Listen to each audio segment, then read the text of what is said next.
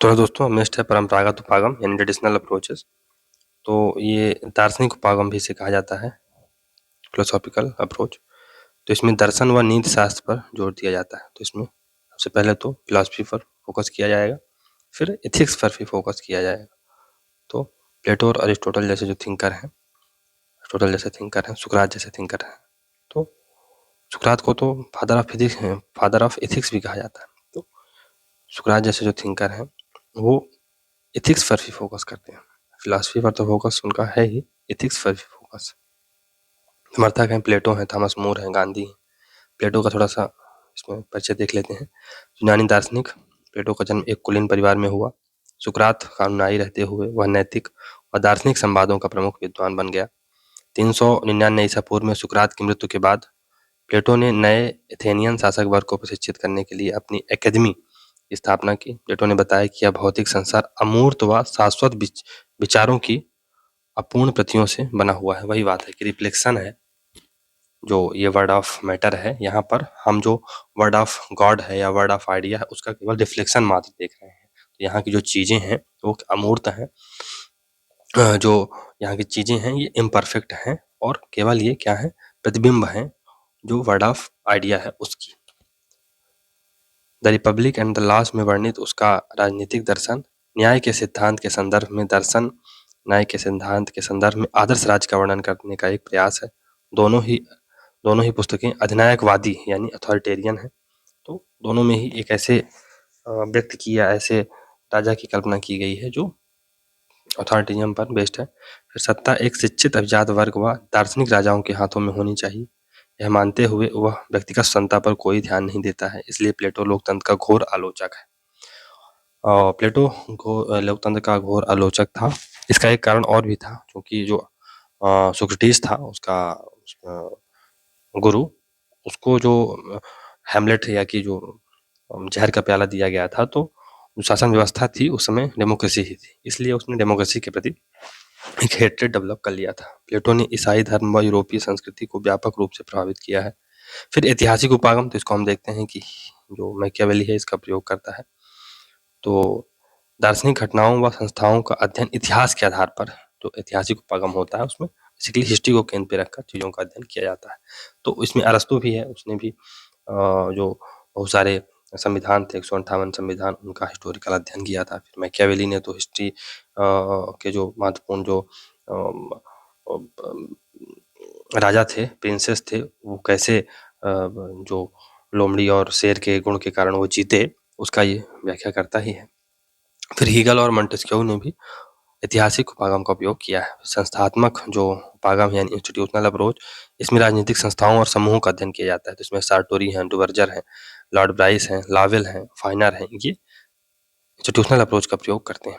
फिर कानूनी विधिया वैधानिक उपागम, तो इसमें बोंदा है, हॉब्स हैं, बेंथम है और ऑस्टिन जैसे थे जो थिंकर्स हैं, ये लीगलिस्टिक अप्रोच का प्रयोग करते हैं। फिर तुलनात्मक, तो कंपैरेटिव मेथड इसका उपयोग, कंपैरेटिव अप्रोच इसका उपयोग अरस्तू, लॉर्ड ब्राइस, मोंटेस्क्यू, डी टॉकोविले जैसे थिंकर्स करते हैं। फिर आधुनिक राजनीतिक सिद्धांतों के अध्ययन के उपागम, तो इसमें ये तो सबसे पहले इंटरडिसिप्लिनरी होता है, अंतः विषय उपागम होता है। इसमें जो चीज़ों का अध्ययन किया जाता है वो बहुत ही इंटरडिसिप्लिन तरीके से किया जाता है और जो विषय हैं उनमें बहुत ज़्यादा अंतर नहीं किया जाता है। तो फॉर एग्जांपल इसमें पॉलिटिकल साइंस प्लस सोशियोलॉजी दोनों को मिला के चीज़ों का अध्ययन अगर किया जाए तो ये जो आधुनिक अप्रोच है उसमें कुछ गलत नहीं होगा। पॉलिटिको सोशियोलॉजी का इसमें अध्ययन भी किया जा सकता है। इस प्रकार ये इंटरडिसिप्लिनरी तो है। फिर व्यवहारवादी उपागम, इसमें व्यवस्था उपागम आता है डेविड ईस्टन का। संरचनात्मक, प्रकारात्मक यानी कि स्ट्रक्चरल फंक्शन अप्रोच, ये आलमंड और पावेल की है। फिर संचार उपागम या कम्युनिकेटिव जो अप्रोच है ये कॉल्डुइस की है। फिर निर्णय निर्माण उपागम यानी डिसीजन मेकिंग अप्रोच, ये किसकी है, हर्बर्ट साइमन की है। हर्बर्ट साइमन को हम लोग वहाँ भी पढ़ेंगे, जब हम लोग पब्लिक एडमिनिस्ट्रेशन पढ़ेंगे तो वहाँ भी पढ़ेंगे। फिर मनोवैज्ञानिक उपागम, तो इसमें ग्राहम बालाज हैं, ह्यूमन नेचर इन पॉलिटिक्स, ये 1908 में पुस्तक आती है। Lasswell, who gets what when and how, ये 1936 में बुक आती है। फिर आर्थिक उपागम, तो इसमें एंथनी डाउन्स हैं, उनकी पुस्तक का नाम है an economic theory of democracy, 1957 में बुक आती है। फिर अब राजनीति के अध्ययन के जो आधुनिक उपागम है उनको देख लेते हैं। तो पहला है एम्पिरिकल ट्रेडिशन, एम्पिरिकल यानी अनुभवजन्य परंपरा। तो यहाँ पर ऑब्जर्वेशन से चीज़ों का अध्ययन किया जाता है। फिर रैशनल चॉइस अप्रोच है, ये तार्किक चयन अप्रोच है, ये बेसिकली इकोनॉमिक्स से ली गई अप्रोच है। नव संस्थावाद यानी न्यू इंस्टीट्यूशनलिज्म, इसको भी देखेंगे ये क्या है। तो एम्पिरिकल ट्रेडिशन यानी कि अनुभवजन्य परंपरा। तो अनुभवजन्य जो एम्पिरिकल अप्रोच है, इसमें अवलोकन व प्रयोग के बल पर अनुभवजन्य ज्ञान डेटा और अनुभव से प्राप्त किया जाता है। तो इसमें अवलोकन किया जाता है, चीज़ों को ऑब्जर्व किया जाता है और इसमें बहुत सारे प्रयोग किए जाते हैं डाटा, और इस प्रकार से ज्ञान जो है तो डाटा के माध्यम से और अनुभव के माध्यम से इकट्ठा किया जाता है। इसी से मिलता जुलता एक प्रत्यक्षवाद का कॉन्सेप्ट है। तो प्रत्यक्षवाद पॉजिटिविज्म, ये अगस्त कॉम्टे का कॉन्सेप्ट है, अगस्त कॉम्टे का। और इसका मानना है कि जो चीज़ें हमें दिखाई दे रही हैं या जिन चीज़ों को हम देख सकते हैं, केवल वही चीज़ें वास्तविक हैं। जिन चीज़ों को हम देख ही नहीं सकते हैं उनका अस्तित्व नहीं है। तो सिद्धांत सामाजिक व वास्तविक है, जिसमें जांच के सभी रूपों का प्राकृतिक विज्ञानों के तरीकों की तरह सख्ती से पालन किया जा सके। तो वही सामाजिक और सिद्धांत वही वास्तविक और सामाजिक होंगे जिनमें हम जांच का तरीका प्राकृतिक विज्ञानों की तरह अपना सकते हैं। अगर प्राकृतिक विज्ञानों की तरह हम चीज़ों को देख के समझ के जिसका ज्ञान हासिल नहीं कर सकते हैं, तो वो फिर ज्ञान नहीं रह जाएगा। इस अनुभवजन्य परंपरा को अरस्तू के संविधानों के वर्गीकरण करने के प्रयास के रूप में देखा जा सकता है। तो जो अरस्तू था, अरिस्टोटल था, उसने 158 प्रकार के संविधानों का अवलोकन किया और फिर उसने जो अपने पॉलिटी का कॉन्सेप्ट दिया था। तो यहाँ से हमने जब अरस्तू को पढ़ा था, अरिस्टोटल को हमने बताया था कि यहीं से जो ऑब्जर्वेशनल मेथड है, एम्पिरिकल मेथड है, इसी का इजाद होता है। फिर मैकियावेली के शासन कला के यथार्थवादी विवरण में और मोंटेस्क्यू के सरकार व कानून के समाजशास्त्री सिद्धांत में भी इसे देखा जा सकता है। अनुभववाद से तुलनात्मक दृष्टिकोण व संस्थागत दृष्टिकोण को बढ़ावा दिया है। तो अनुभववाद ने तुलनात्मक दृष्टिकोण यानी कंपैरेटिव मेथड और इंस्टीट्यूशनल अप्रोच, दोनों को, इंस्टीट्यूशनल जो पर्सपेक्टिव है, दोनों को बढ़ावा दिया है। संयुक्त राज्य अमेरिका और विशेष रूप से यूके में विश्लेषण की इस परंपरा का विकास हुआ। फिर अनुभवात्मक जो दृष्टिकोण है, ये वर्णनात्मक है यानी ये डिस्क्रिप्टिव है। इसमें केवल डिस्क्रिप्शन दिया जाता है, डिस्क्रिप्शन नहीं दिया जाता है। इसमें यह विश्लेषण और व्याख्या करना चाहता है। जबकि जो मानवीय दृष्टिकोण निर्देशात्मक होता है, वही जो रेशनल पॉलिटिकल थ्योरी है, वो क्या होती है, निर्देशात्मक होती है, डिस्क्रिप्टिव होती है। और ये डिस्क्रिप्टिव होती है कौन, जो मानव दृष्टिकोण होता है। इस अर्थ में यह निर्णय लेता है और सिफारिशें करता है, तो ये सोल्यूशन भी बताता है, जो ट्रेडिशनल पॉलिटिकल थ्योरी। वर्णनात्मक राजनीतिक विश्लेषण में अपने दार्शनिक आधार को अनुभववाद के सिद्धांत से प्राप्त किया, जो 17वीं सदी के बाद जॉन लॉक और डेविड ह्यूम जैसे सिद्धांतकारों के काम के माध्यम से फैला। फिर अनुभववाद के सिद्धांत से इस विश्वास को आगे बढ़ाया कि अनुभव ज्ञान का एकमात्र आधार है और इसलिए सभी परिकल्पनाओं और सिद्धांतों को अवलोकन की प्रक्रिया द्वारा जांचा जाना चाहिए। 19वीं शताब्दी तक इस तरह के विचारों को प्रत्यक्षवाद कहा जाने लगा, जो एक बौद्धिक आंदोलन था अगस्त कॉम्टे के लेखन से जुड़ा हुआ था। तो जिन चीज़ों को हम देख सकते हैं, जिन चीज़ों को ऑब्जर्व कर सकते हैं, केवल वही चीज़ें सत्य हैं, बाकी सारी चीज़ें झूठी हैं।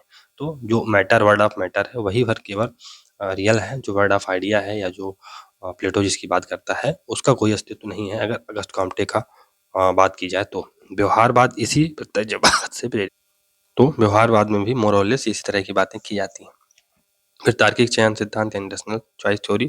तो राजनीति के हालिया सैद्धांतिक दृष्टिकोण को औपचारिक राजनीतिक सिद्धांत यानी फॉर्मल पॉलिटिकल थ्योरी कहा जाता है, जिसे तर्क संगत पसंद सिद्धांत यानी रैशनल चॉइस थ्योरी या सार्वजनिक पसंद थ्योरी यानी पब्लिक चॉइस थ्योरी और राजनीतिक अर्थव्यवस्था यानी पॉलिटिकल इकोनॉमी के रूप में जाना जाता है। यह संयुक्त राज्य अमेरिका में उभरा और विशेष रूप से वर्जीनिया स्कूल के साथ जुड़ा हुआ है। इस दृष्टिकोण का राजनीतिक विश्लेषण पर व्यापक प्रभाव पड़ा है। इसे संस्थागत सार्वजनिक पसंद सिद्धांत या इंस्टीट्यूशनल पब्लिक चॉइस थ्योरी कहा जाता है। पार्टी प्रतियोगिता, हित समूह व्यवहार और नौकरशाही के नीतिगत प्रभाव जैसे क्षेत्रों में एंथनी डाउन्स, मैनकर ओल्सन और विलियम निस्कैनन जैसे लेखकों द्वारा ऐसी तकनीकों का प्रयोग किया गया। इस थ्योरी को हम गेम थ्योरी के रूप में भी लागू कर सकते हैं, जिसे अर्थशास्त्र की तुलना में गणित के क्षेत्र में अधिक विकसित किया गया। तो इस दृष्टिकोण को हम गेम थ्योरी के रूप में भी लागू कर सकते हैं, जिसे अर्थशास्त्र की तुलना में गणित के क्षेत्र में अधिक अच्छे से विकसित किया गया है। फिर नव संस्थावाद यानी न्यू इंस्टीट्यूशनलिज्म। तो संस्थावाद ये संस्था क्या है? तो ये औपचारिक भूमिका और स्थिति के साथ एक सुव्यवस्थित निकाय, नियमों का एक समूह जो नियमित और पूर्वानुमेय व्यवहार के द्वारा खेल के नियम सुनिश्चित करता है। तो इंस्टीट्यूशन क्या है? ये एक अनौपचारिक भूमिका और स्थिति के साथ एक सुस्थापित निकाय, नियमों का एक समूह जो नियमित और पूर्वानुमेय व्यवहार के द्वारा खेल के नियम सुनिश्चित करता है। 1950 के दशक तक राजनीति के अध्ययन में बड़े पैमाने पर संस्थाओं का अध्ययन शामिल था। यह परंपरागत या पुराना संस्थावाद नियमों, प्रक्रियाओं और सरकार के औपचारिक संगठन और कानूनों और इतिहास के अध्ययन में प्रयोग किए जाने वाले तरीकों के समान नियोजित तरीकों पर केंद्रित था। बेसिकली इसमें क्रूड रूप में क्या किया जाता था? इसमें जो औपचारिक संस्थाएं हैं या जो इंस्टीट्यूशन है पुराने, और इसमें नियमों, प्रक्रियाओं और सरकार के औपचारिक संगठन, कानून व इतिहास का अध्ययन इसमें किया जाता था। लेकिन फिर व्यवहारवादी क्रांति हुई। व्यवहारवादी क्रांति हुई कब? 1960 से 1970 के दशक के दौरान संस्थावाद को हाशिए पर ले गई कि अब आप लोग गवर्नमेंट का अध्ययन क्यों करते हैं? क्यों उन्हीं चीज़ों का अध्ययन करते हैं? कुछ है ना, मानव व्यवहार का अध्ययन करिए ना आप। संस्थाओं को आप विभिन्न देश की जो संस्थाएं हैं, गवर्नमेंट है, उसको अध्ययन करके आपको मिल ही क्या जाएगा? उससे उसमें काम करने वाले मानवों का अध्ययन करिए ना कि वो कैसी प्रवृत्ति रखते हैं। इंस्टीट्यूशन अपने आप में कोई महत्वपूर्ण नहीं है जब तक कि उस पे कार्य करने वाले व्यक्तियों के व्यवहारों का आप अध्ययन ना करें। तो 1980 के दशक के बाद नव संस्थावाद उभर कर सामने आया। राजनीतिक संस्था राजनीतिक संस्थावाद राजनीतिक संगठनों के बराबर नहीं है। राजनीतिक संस्थावाद राजनीतिक संगठनों के बराबर नहीं है। उन्हें चीजों के रूप में नहीं बल्कि नियमों के रूप में माना जाता है जो व्यक्तिगत अभिनेताओं के व्यवहार को निर्देशित या बाधित करते हैं। समकालीन उपागम, तो पहला है ऐतिहासिक उपागम या दृष्टिकोण। ये हिस्टोरिकल अप्रोच है। इसके प्रतिपादक हैं सेवाइन। इनकी पुस्तक है हिस्ट्री ऑफ पॉलिटिकल थ्योरी। ये 1937 में बुक आती है। History of political theory Sabine. तो ये हिस्टोरिकल अप्रोच देते हैं। ये मतलब कंटेम्प्रेरी जो टाइम है उसमें पहले तो जो हिस्टोरिकल अप्रोच थी वो मैकियावेली जैसे थिंकरों से एसोसिएटेड थी, लेकिन वर्तमान में अगर हिस्टोरिकल अप्रोच का प्रयोग देखा जाए तो सेवाइन जैसे थिंकर इसका प्रयोग करते हैं। उनकी पुस्तक क्या है? History of political theory. महान राजनीतिक सिद्धांतों का जन्म राजनीति व सामाजिक संकटों के गर्भ में होता है। तो जो महान राजनीतिक सिद्धांत हैं उनका जन्म कब होता है? जब राजनीतिक और सामाजिक संकट आते हैं। ऐसे दो संकट आए थे 300 ईसा पूर्व पहले, जब प्लेटो अरस्तु हुए तो वहाँ पर राजनीतिक और सामाजिक संकट आए थे। जो प्लेटो का गुरु था सुकरात, उसको जहर का प्याला दे दिया गया था। जो डेमोक्रेसी है वो व्यवस्था पूरी तरह से नेस्तनाबूत या पूरी तरह से डिफंक्ट हो गई थी। और 1640 से 1700 के बीच में जब हाफ्स और लाख हुए, उस समय भी जो परिस्थितियां थी बहुत ज़्यादा वोलेटाइल थी। तो जो इंग्लैंड था वहाँ पर क्रांतियों पर क्रांतियां हो रही थी। 1648 में क्रांति होती है, फिर 1688 में क्रांति होती है। एक तो क्रांति में बहुत ज़्यादा खून खराबा हुआ था। जो इंग्लैंड का राजा था उसे मार ही दिया गया था। दूसरे में ब्लडलेस रेवोल्यूशन हुआ था। लेकिन फिर भी कहीं ना कहीं राजनीतिक और सामाजिक संकट तो थे ही। सिवाइन के आलोचक इस अप्रोच को राजनीतिक दर्शन की लोक वार्ता यानी फोकलोर ऑफ पॉलिटिकल फिलॉसफी कहते हैं। तो इसकी कुल मिला के क्रिटिसिज्म भी होता है। ये समाज शास्त्री दृष्टिकोण यानी सोशोलॉजिकल अप्रोच, तो इसके प्रतिपादक हैं कैटलिन। शक्ति राजनीति संबंधों का एकमात्र आधार है। तो शक्ति राजनीति संबंधों का एकमात्र आधार है, ऐसा कैटलिन बोलते हैं कि शक्ति ही किसी प्रकार का जो राजनीतिक संबंध है उसका एकमात्र आधार है। हर व्यक्ति शक्ति प्राप्त करना चाहता है। एक समन्वयात्मक दृष्टिकोण यानी कलेक्टिव अप्रोच, ये कार्ल अजय फ्रेडरिक की है। यह ऐतिहासिक, समाजशास्त्री, स्टॉन्सियन यानी दार्शनिक तीनों दृष्टिकोणों का समन्वय करने का प्रयास करती है। राजनीतिक विज्ञान की स्वायत्तता, ये नॉर्मन जैकबसन क्या बोलते हैं? राजनीतिक विज्ञान की स्वायत्तता के बारे में बोलते हैं कि विज्ञानवाद राजनीति में से राजनीति को निकाल देगा, जबकि नीतिवाद उसे सदाचरण का दुश्मन ठहराकर उसे समाप्त ही कर देगा। जैक्सन क्या कहते हैं कि विज्ञानवाद राजनीति में से राजनीति को निकाल देगा। अगर हमने राजनीति में विज्ञान को घुसाया तो वो राजनीति में से राजनीति को ही निकाल देगा। यानी पॉलिटिक्स में, जो पॉलिटिक्स का मेन काम है, पॉलिटिकल पार्टिसिपेशन, वैल्यू बेस्ड जो चीजें थी प्लेटो अरिस्टोटल चली आ रही थी, विज्ञानवाद उसे निकाल कर फेंक देगा। जबकि जो नीतिवाद है उसे सदाचरण का दुश्मन ठहराकर उसे समाप्त ही कर देगा। तो नीति शास्त्र और ज्यादा कठिन है। क्यों? और ज्यादा भयंकर है, क्योंकि उसे उस पर सदाचरण का दुश्मन ठहराकर उसे समाप्त करने का प्रयास करेगा। अर्थात राजनीतिक सिद्धांतों को विज्ञान व तर्क दोनों से मुक्त कर उसे स्वतंत्र व स्वायत्त विषय बनाया जाना चाहिए। अब कुछ नवीन प्रवृत्तियां उभर कर आती हैं, उनको देख लेते हैं। तो संदर्भी दृष्टिकोण यानी कंटेक्चुअल अप्रोच निकल कर सामने आती है। तो इसमें ये देखा जाता है कंटेक्चुअल अप्रोच में, इसमें ऐतिहासिक संदर्भ महत्वपूर्ण हो जाता है। तो फॉर एग्जांपल, जो प्लेटो ने या अरिस्टोटल ने जो थ्योरियां दी, जो हॉब्स ने बताया, जो हॉब्स ने स्टेट ऑफ नेचर की गणना की, या जो स्टेट ऑफ नेचर के बारे में बताया, जो लॉक ने बताया, वो क्यों बताया, इसके लिए आपको हिस्टोरिकल परिप्रेक्ष्य जानना पड़ेगा। हॉब्स के समय चूंकि 1648 की क्रांति हुई थी, राजा को बहुत ही फोर्सफुली तरीके से हटाया गया था, और उस समय जो स्थितियां थी समाज की ऐसी थी कि वहां पर भयंकर खून खराबा हो रहा था। तो वो इस प्रकार से चीजों को विजुलाइज करता है। लेकिन जैसे ही हम 1688 में आते हैं, गौरवपूर्ण क्रांति के में आते हैं, तो वहां पर जो लाख है उसने लोगों का एक अच्छा चेहरा देखा, मानव का एक अच्छा चेहरा देखा, जहां पर बिना किसी रक्त बहाए राजा को हटा दिया गया और सरकार को सीमित कर दिया गया। तो ये दृष्टिकोण आप देखिए, कंटेक्स्ट देखिए कि किस कंटेक्स्ट में कौन सा थिंकर हुआ और उसने क्या चीजों को प्रतिपादित किया। तो उसका कंटेक्स्ट अगर आप थिंकर का नहीं समझोगे तो आप समझ नहीं पाओगे कि वो थिंकर वास्तव में कहना क्या चाह रहा है, या वो किस प्रकार की थ्योरी देना चाह रहा है।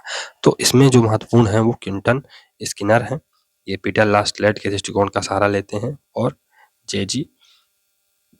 पोगाक हैं, ये समाजशास्त्री शब्दावली डेवलप करते हैं। तो इसमें पैराडाइम परंपरा आती है और भाषा की चीजें आती हैं, और फिर दार्शनिक शब्दावली में आर्काइवल आता है और प्राथमिक शोधें आती हैं। इसको एक देख लीजिए। फिर जो स्ट्रासियन अप्रोच है या स्ट्रास का दृष्टिकोण है, ये मंतव्य महत्वपूर्ण है। तो जो स्ट्रास है या लियो स्ट्रास जैसे जो थिंकर है, वो कहते हैं कि कोई भी थिंकर है उसका मंतव्य जानिए आप। प्लेटो दार्शनिक राजा के बारे में बता रहा है, तो उसका आप मंतव्य जानो, वो चाह क्या रहा है। तो उस प्लेटो पर हम देखेंगे कि आगे चल के इल्जाम भी लगाया जाता है कि बेसिकली ये जो फिलोसफर किंग है ये कोई नहीं, ये प्लेटो स्वयं फिलोसफर किंग बनना चाह रहा है, इसलिए तमाम चीजें कह रहा है। और ये अंतिम में जाके क्या कहता है कि जो फिलोसफर किंग है उसके जो नियम जो बना देगा उसको कोई क्वेश्चन नहीं करेगा। तो यही सिद्ध करना चाहता है कि जो रिपब्लिक में मैंने नियम बना दिए हैं, अब उसको कोई नहीं क्वेश्चन करेगा। उसको केवल और केवल बदल कौन सकता है, मैं बदल सकता हूँ, उसको कोई क्वेश्चन नहीं कर सकता है। तो उसके मंतव्य को समझो कि प्लेटो क्या कह रहा है, या कोई थिंकर क्यों ऐसा कहना चाह रहा है। हमें साहित्यिक विद्या और शब्दावली का ज्ञान होना चाहिए, ऐसा लियो स्ट्रॉस बोलते हैं। फिर उत्तर आधुनिक दृष्टिकोण आता है, जिसमें हम भाषा को फिर से महत्वपूर्ण मानते हैं। फ्रेडरिक नित्शे से ये प्रभावित जो दृष्टिकोण है, इसमें डेरिडा, मिशेल फूको जैसे महत्वपूर्ण जो थिंकर्स हैं वो आते हैं, जो कि डेरिडा ये डिकंस्ट्रक्शन की बात करती है। फिर मिशेल फूको, ये भी आगे चल के उनके बारे में भी पढ़ेंगे कि ये बहुत महत्वपूर्ण, जब हम लोग उत्तर आधुनिकता को पढ़ेंगे तो मिशेल फूको का कॉन्सेप्ट आता है बायो पावर का, गवर्नमेंट मिलिट्री का। तो बहुत सारे ऐसे कॉन्सेप्ट देते हैं। फिर आलोचनात्मक दृष्टिकोण आता है, हमने क्रिटिकल थ्योरी पढ़ा था, ये फ्रैंकफर्ट स्कूल से रिलेटेड है, और हैबरमास थिंकर इसमें आते हैं, हैबरमास जैसे थिंकर, तो इसको हमने देखा था। चलिए थोड़ा सा इसको और अच्छे से पढ़ते हैं। संदर्भी दृष्टिकोण, ऐतिहासिक संदर्भ महत्वपूर्ण है, ऐसा इनका मानना है। संदर्भी दृष्टिकोण कंटेक्चुअल अप्रोच, ये कैम्ब्रिज स्कूल से रिलेटेड है, जो कि लंदन में थी। इसे शब्दार्थ, शब्द मीमांसा या संदर्भवाद भी कहा जाता है। इसके प्रमुख विचारक हैं पीटर विंच।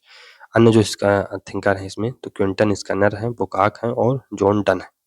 संदर्भी दृष्टिकोण, तो राजनीतिक चिंतन को समझने का सबसे लोकप्रिय दृष्टिकोण है कि समकालीन समय में माइकल वाल्जर व बिल किमलिका ने इस दृष्टिकोण का उपयोग किया है। इस दृष्टिकोण के अनुसार विचारक या लेखक अपने समय के उत्पाद होते हैं। तो हमने जब मैकियावेली को पढ़ा था ना, तो कहा था कि मैकियावेली है अपने युग का शिशु है, या कि सारा रेनेसां मैकियावेली में आ गया है। तो ये क्यों कहा कि हर थिंकर अपने युग का शिशु क्यों बना बैठा है? क्योंकि कोई भी व्यक्ति जिस समाज में रहेगा उसके विचार उस समाज से अलग नहीं हो सकते हैं। मोस्ट ऑफ द केसेस में वो अपने समाज से ही वो बना होकर उभरेगा। तो ऐसा कहा जाता है कि भारत में भ्रष्टाचार क्यों नहीं खत्म होता? क्योंकि भारत की सोसाइटी ही भ्रष्टाचारी है। भारत की सोसाइटी भ्रष्टाचार को अच्छा मानती है। अच्छा, जब शादी करने जाते हैं, अच्छा लड़का कितना कमाता है? 40,000 कमाता है।